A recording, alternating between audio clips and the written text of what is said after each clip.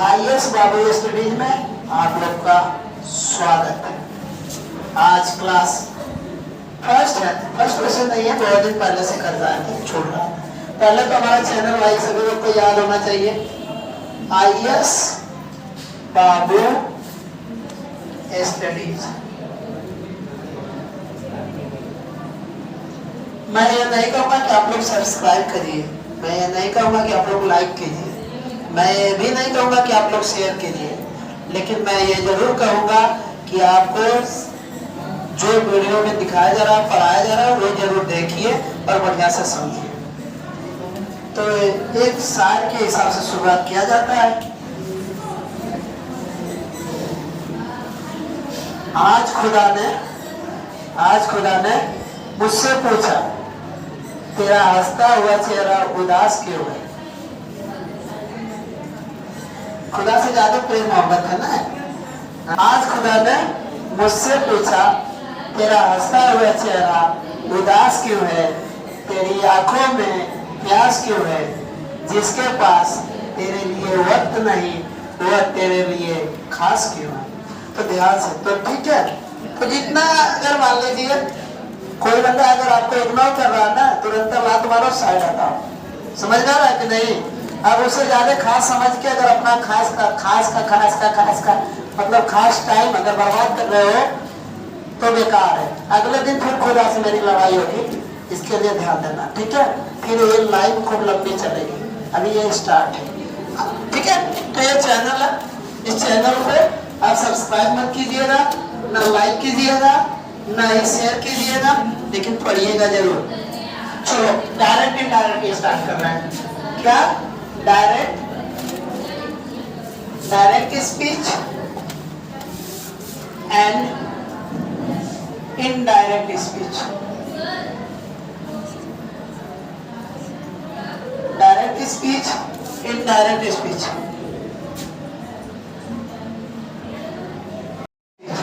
हम लोग ध्यान देंगे डायरेक्ट स्पीच और इनडायरेक्ट स्पीच। डायरेक्ट स्पीच में टू पार्ट्स, कौन सा? रिपोर्टिंग वर्ब और रिपोर्टेड स्पीच, ठीक है? रिपोर्टिंग वर्ब जो होता है ये कामा से क्या होता है? इन्वर्टेड कामा नहीं, इन्वर्टेड कामा से बाहर होता है, और रिपोर्टेड स्पीच जो होता है इन्वर्टेड कामा के अंदर होता है, ठीक है? जो इन्वर्टेड कामा से बाहर होता है वो किसमें होता है? Reporting verb. जो इन्वर्टेड कामा के अंदर होता है वो किसे? Reported speech. अब बात किया जाए रिपोर्टिंग वर्ब में एक क्वालिटी है, क्वालिटी क्या देना, यही पे हम लोग कहानी खत्म करेंगे, ठीक है? अगर हमारा ये टेंस, रिपोर्टिंग वर्ब का टेंस अगर हमारा प्रेजेंट टेंस में है, किसमें है? प्रेजेंट टेंस में, ठीक है? या फ्यूचर टेंस में, या फ्यूचर टेंस में। अगर हमारा रिपोर्टिंग वर्ब का टेंस प्रेजेंट टेंस में है या फ्यूचर टेंस में है, तो जो रिपोर्टेड स्पीच का टेंस, कौन? रिपोर्टेड स्पीच का जो टेंस होगा वो नो चेंज होगा। वो क्या होगा? नो चेंज, बदलेगा नहीं, वो कभी नहीं बदलेगा, ठीक है? वो कभी नहीं बदलेगा। ध्यान से सुनना, प्रेजेंट टेंस में और फ्यूचर टेंस में कौन? रिपोर्टिंग वर्ब, मतलब जो एक इसके है पार्ट डायरेक्ट स्पीच के। डायरेक्ट स्पीच के two parts, reporting verb, reported speech. तो रिपोर्टिंग वर्ब जो है इन्वर्टेड कामा से बाहर, अगर जो इन्वर्टेड कामा से बाहर है, इन्वर्टेड कामा से जो बाहर है, अगर उसका टेंस प्रेजेंट टेंस में या फ्यूचर टेंस में है, प्रेजेंट टेंस में या फ्यूचर टेंस में है, तो रिपोर्टेड स्पीच का जो टेंस होगा वो कभी नहीं बदलेगा, नो चेंज। सीधा क्या बोलेंगे?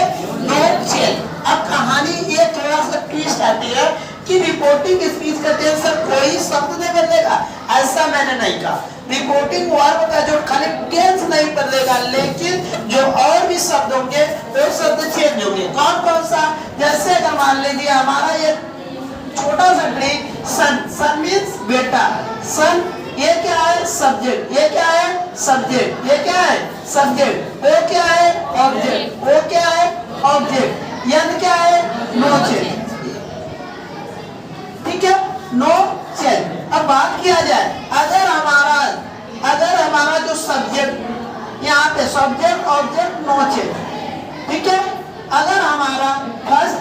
सब्जेक्ट है, अगर हमारा ये सब्जेक्ट है 1 2 3 1 2 3, ये अगर हमारा फर्स्ट पर्सन का सब्जेक्ट है, किसमें? रिपोर्टेड स्पीच में देखना है। जो सब्जेक्ट होगा उसको देखेंगे। अगर ये फर्स्ट पर्सन का है तो वो सब्जेक्ट के अनुसार चेंज होगा। वो किसके अनुसार चेंज हो जाएगा? सब्जेक्ट के अनुसार। अगर हमारा रिपोर्टेड स्पीच में जो सब्जेक्ट सेकेंड पर्सन का होगा तो ऑब्जेक्ट के अनुसार चेंज होगा। किसके अनुसार चेंज होगा? ऑब्जेक्ट के अनुसार। अगर हमारा रिपोर्टेड स्पीच में जो सब्जेक्ट थर्ड पर्सन का है तो उसको नो चेंज करेंगे, परिवर्तन नहीं होगा, वो जैसा का तैसा उठा के रख देंगे। और जो इन्वर्टेड कामा, ठीक है, इन्वर्टेड कामा को जो हम तोड़ेंगे, इनडायरेक्ट बनाएंगे तो एक कंजक्शन लगता है, उस कंजक्शन का क्या नाम है? उस कंजक्शन का क्या नाम है? दैट। समझ में आया? थोड़ा सा एक ऑप्शन लेते हैं, ठीक है। एक चीज और बता देते हैं इसी में। अगर मान लीजिए सर, अगर ये प्रेजेंट टेंस में है, फ्यूचर टेंस में है, हमारे पास टेंस कितने हैं? 3। 2 टेंस तो हो गया, प्रेजेंट, दूसरा फ्यूचर, तीसरा टेंस की बात किया जाए। अगर मान लीजिए ये दोनों में ना होके अगर हमारा ये टेंस किसमें हो जाए? पास्ट टेंस में। ये किसमें हो जाए? पास्ट टेंस में। तो ये रिपोर्टेड स्पीच का टेंस चेंज होगा। तब रिपोर्टेड स्पीच का टेंस चेंज होगा। तो इसमें अगर मान लीजिए प्रेजेंट इंडेफिनिट में है तो पास्ट इंडेफिनिट में, प्रेजेंट कंटीन्यूअस में है तो पास्ट कंटीन्यूअस में, अगर प्रेजेंट परफेक्ट में है तो पास्ट परफेक्ट में। तो बदल रहा है कि नहीं? क्यों बदल रहा है? बस हम ये देखेंगे रिपोर्टिंग वर्ब का जो टेंस है वो किसमें है? पास्ट टेंस में। जब पास्ट में रहेगा तो चेंज होगा, अगर वो प्रेजेंट और फ्यूचर में है तो नो चेंज। समझ में आ गया? अब आते हैं सीधा एग्जाम्पल पे।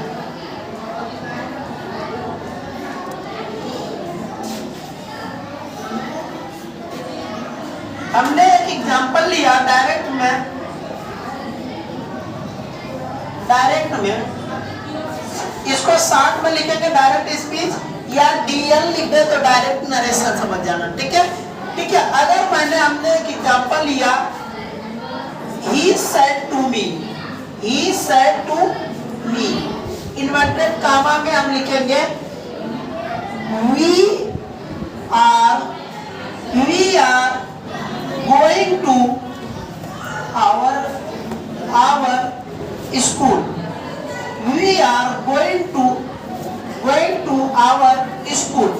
मतलब देखो इसका मतलब क्या है? He said to me, वो कहता है, किससे कहता है? मुझसे।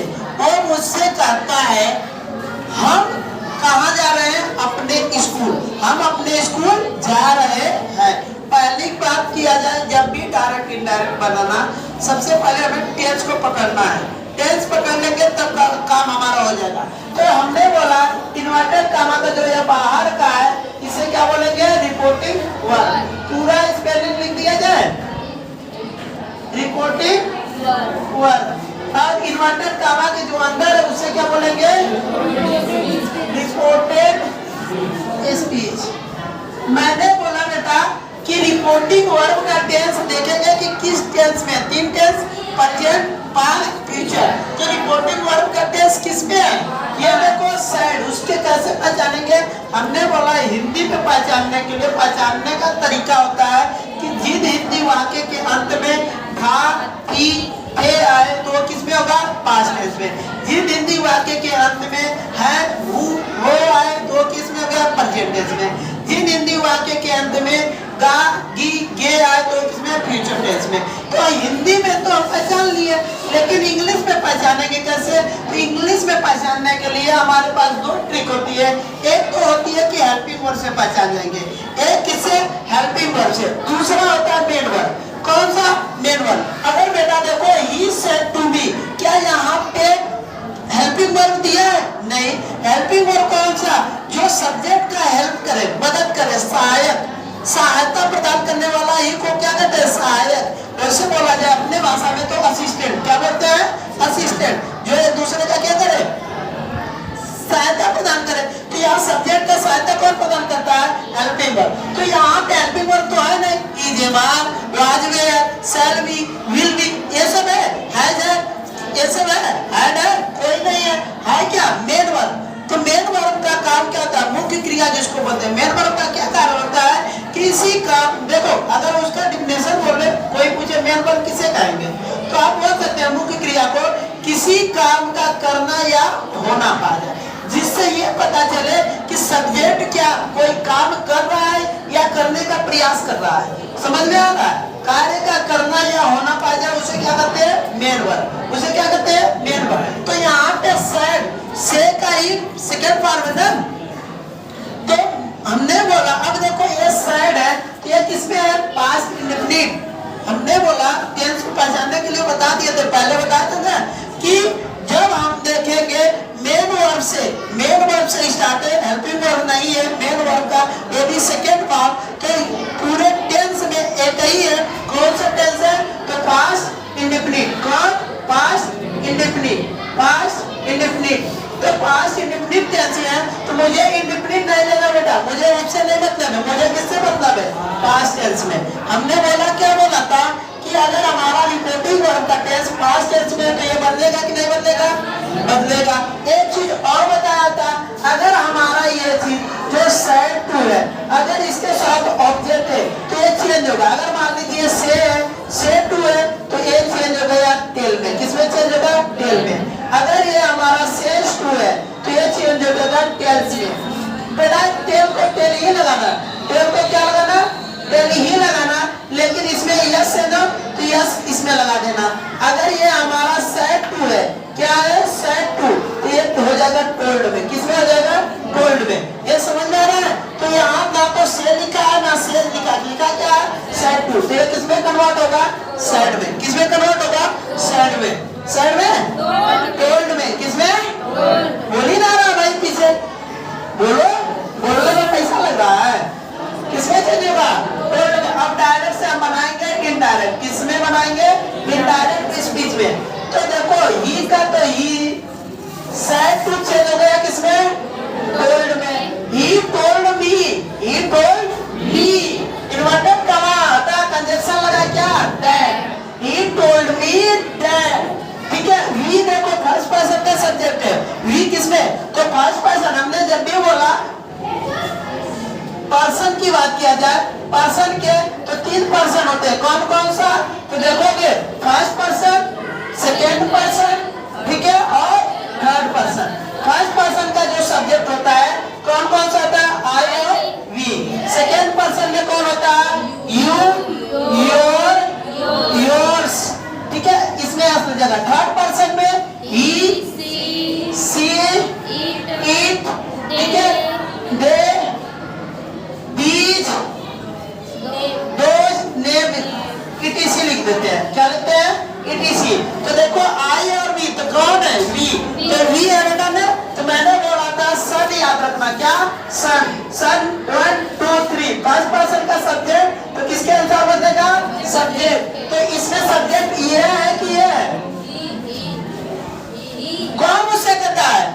कौन लगा के प्रश्न करो, कौन मुझसे कहता है? तो जो कहता है, करने का काम जो कर रहा है वही तो सब्जेक्ट, वो क्या है? सब्जेक्ट। तो ही का सब्जेक्ट क्या होगा? ही का सब्जेक्ट ही रहेगा।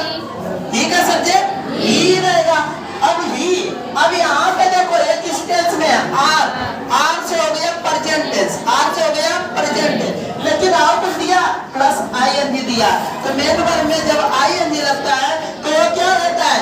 कंटिन्यूअस हो जाता है। क्या होता है? कंटिन्यूअस। तो आर से प्रेजेंट और कंटिन्यूअस, आईएनजी, आईएनजी से कंटिन्यूअस, आर से प्रेजेंट, तो प्रेजेंट कंटिन्यूअस। प्रेजेंट कंटिन्यूअस है तो कन्वर्ट किसमें? Past continuous. तो ही के साथ क्या लगाएंगे? वाज। क्यों? क्योंकि ही सिंगुलर है। ही क्या है? सिंगुलर। सिंगुलर के साथ वाज, प्लूरल के साथ वेयर। तो ही वाज, फिर ये तो वही रहेगा, गोइंग टू। अब देखो ये आवर है, आवर अपना की अंग्रेजी, आवर किसकी अंग्रेजी? अपना की अंग्रेजी। जब आवर अपना की अंग्रेजी, तो ही का अपना आवर, तो ही का अपना क्या होता है? हीज। और क्या है? स्कूल। और अंत में लगा देंगे फुल स्टॉप। ये है आपका डायरेक्ट से बना इनडायरेक्ट स्पीच। ठीक है, थैंक यू सो मच।